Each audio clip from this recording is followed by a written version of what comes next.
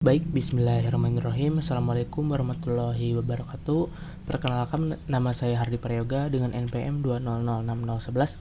Kali ini saya akan menjelaskan tentang tugas 2, yaitu mencari atau menjelaskan metode pencarian heuristik dan jelaskan algoritma yang termasuk pada metode ini, minimal 2 algoritma.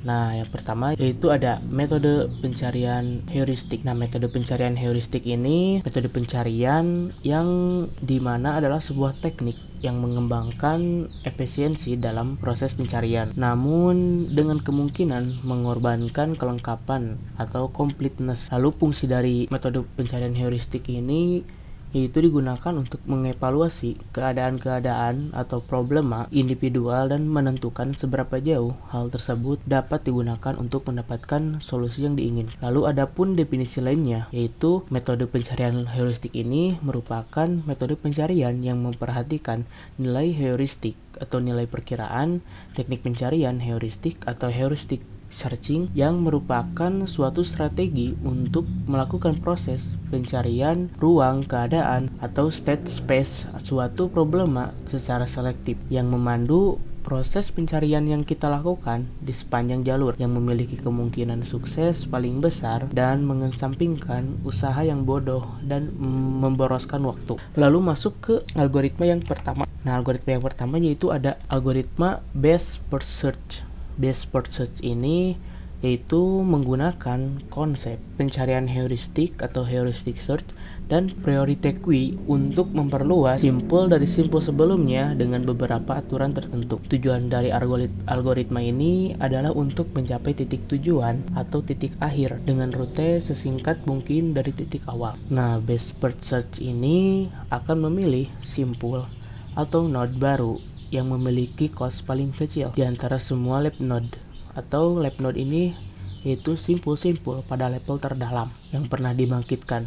Untuk mengambil simpul terbaik digunakan sebuah fungsi yang disebut fungsi evaluasi atau F dalam kurung N. Nah, fungsi evaluasi ini yaitu best first search dapat berupa cost perkiraan dari suatu simpul menuju ke goal atau gabungan antara cost sebenarnya dan cost perkiraan tersebut. Lalu best first search ini merupakan metode atau teknik pencarian yang menggabungkan keunggulan yang ada dari teknik deep first search dan breadth first search. Yang tujuannya menggabungkan kedua teknik ini adalah untuk menelusuri satu jalur saja pada satu saat, tapi dapat berpindah ketika jalur lain terlihat lebih menjanjikan dari jalur yang sedang ditelusuri. Pada algoritma best first search ini, pencarian diperbolehkan mengunjungi node yang ada di level yang lebih rendah jika ternyata node di level yang lebih tinggi memiliki nilai heuristik yang lebih buruk. Lalu setiap sebuah node dikembangkan, algoritma ini akan menyimpan setiap successor node n sekaligus dengan harga atau cost dan petunjuk pendahulunya atau parent. Algoritma akan berakhir pada goal node dan tidak ada lagi pengembangan node selanjutnya. Nah, lalu algoritma best first search ini adalah sebagai berikut. Nah, yang pertama ini ada memasukkan node awal ke dalam open, lalu yang kedua open berisi node awal dan close masih kosong. Yang ketiga memasukkan node awal ke close dan suksesornya pada open list.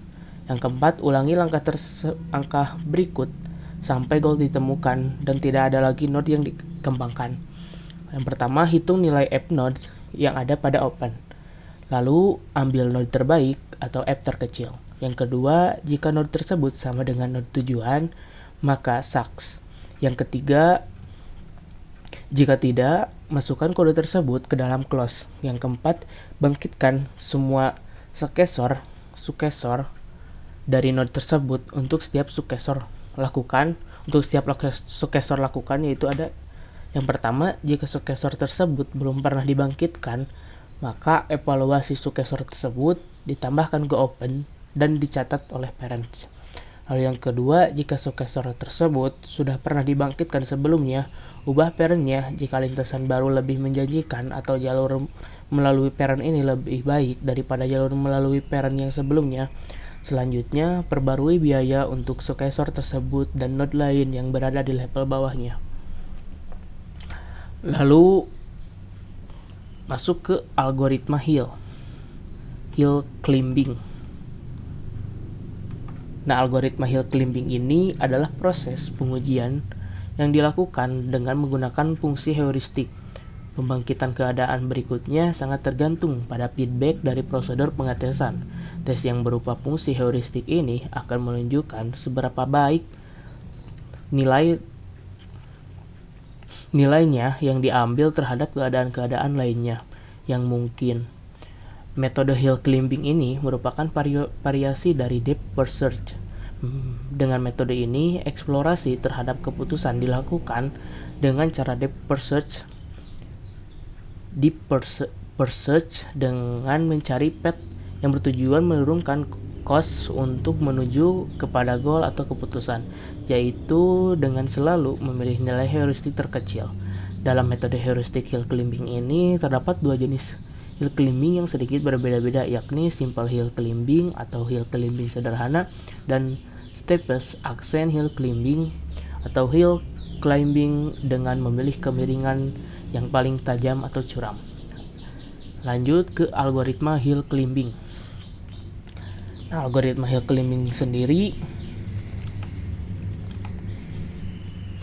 yang pertama yaitu buatlah solusi usulan pertama dengan cara yang sama seperti yang dilakukan pada prosedur buat dan uji atau generate and test. Periksalah apakah solusi usulan itu merupakan sebuah solusi. Jika ya, berhentilah. Jika tidak, kita lanjut ke langkah berikutnya.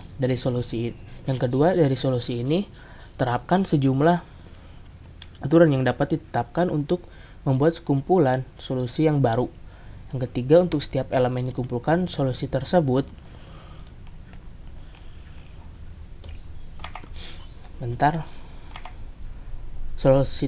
lakukanlah hal berikut. Yang pertama, kirimkanlah elemen ini ke fungsi uji. Jika elemen ini merupakan sebuah solusi, berhentilah.